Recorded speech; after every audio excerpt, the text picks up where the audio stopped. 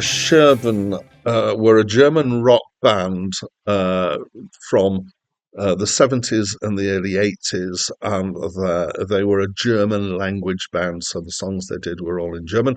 They existed from 1970 to 1985, and there's quite a list of members over their 15 years. As a curiosity, in Wikipedia, it lists their last lineup, which I presume is the final lineup in 1985, but it also has a list of current members, which is not the same list, so I'm not really sure what that's about, given that it's clear that Wikipedia thinks that they have broken up. They released 8 albums, and 2 more live albums have been released since their breakup. Hi, my name's Dan. So this was the second album by Steine Scherben. I'm hoping my pronunciation is reasonable. It's my first encounter with them as a band. I've never heard this album before. And it's all in German. I don't know much German. I did check out what the meaning of the title track is, or the title of the album, which means no power for anyone. So apparently they were rampant anarchists, extreme left-wing.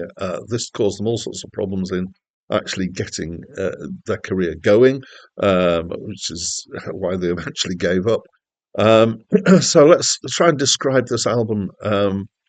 It's kind of, I feel like I want to describe it as pub rock. So pub rock was a kind of British thing. It was a scene that happened in the 70s, and it was particularly London-based. This is obviously not British, but it has a similar kind of feel to that.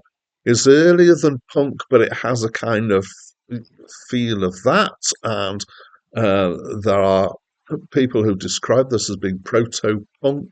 So that's, stuff that led up to punk. And there's elements of blues rock in it as well.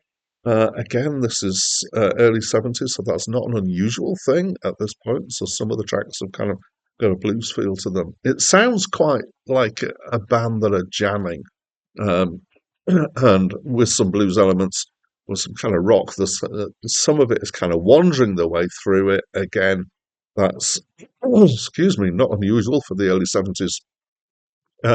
But it's quite a nice semi-live feel to it. It's got an immediacy and a simplicity to it, which is why I'm referencing pub rock, because that has this kind of similar thing. That's it's kind of bam, you've got a song, and it needs to be a song that gives you an impact pretty quickly.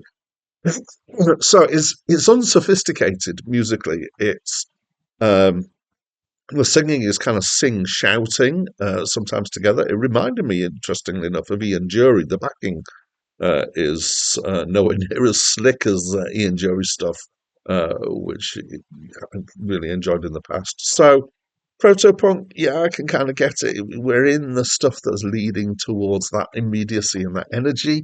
It doesn't have as much immediacy or as much energy as that, but it does have more than quite a lot of things would have.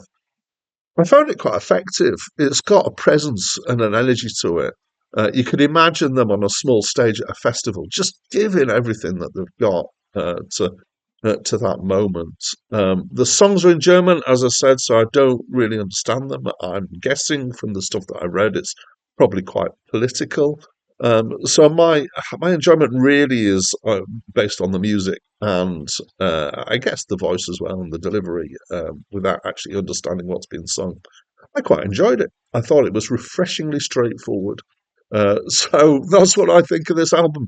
As always, I'd like to invite you to tell me what you think by leaving me a comment in the comments box down there. The next review to come on my channel will be of Tenor Madness by Sonny Rollins. And that's it for me for now.